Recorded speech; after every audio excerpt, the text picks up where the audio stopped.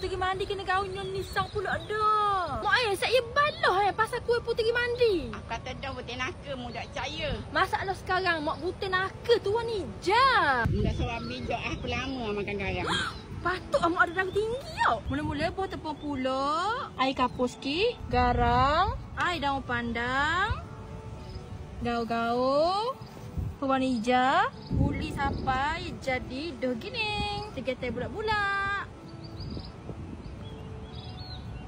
Siap getai, kita rebus puteri mandi ni. Kita pecek sikit biar dia lepek gini.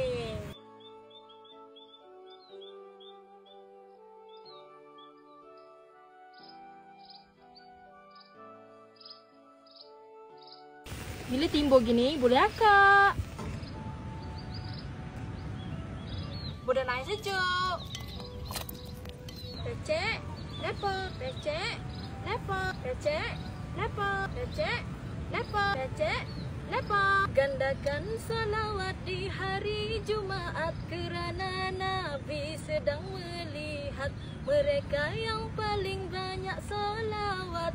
Martabatnya yang paling rapat. Siapa salawat padaku sehari 1.000 tidak akan mati sehinggalah melihat tempatnya di jannah. Sallu ala khairil anamil mustafa badrit tamam. Sallu alaihi wa sallimu yashfa' lana yawma ziham.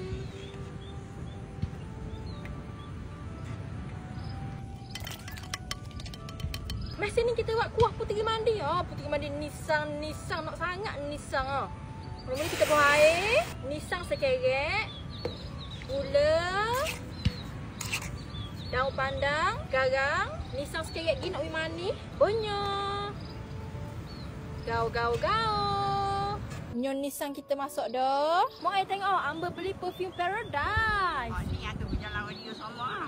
3 hari wangi. Tengok kotak je lawa mak. Dalam banyak-banyak bau perfume Paradise. Hak ni Amber saya kali nak ambil osing sebab dia satu set. Ada 2 bau. Hak ni pen 2, hak ni eksklusif 2. Mobelas dengan Wara.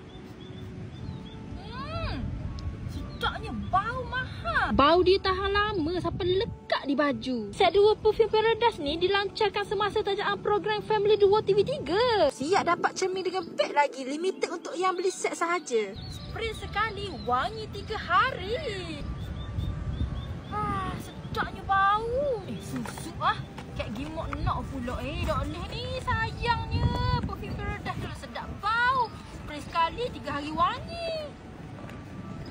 Tapih puteri mandi.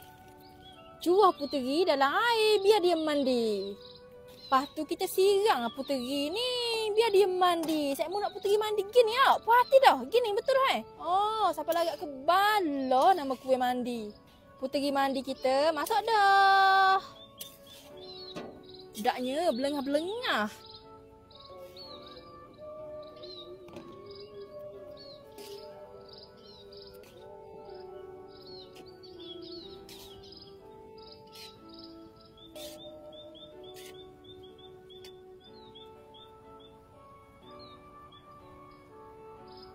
Bismillah.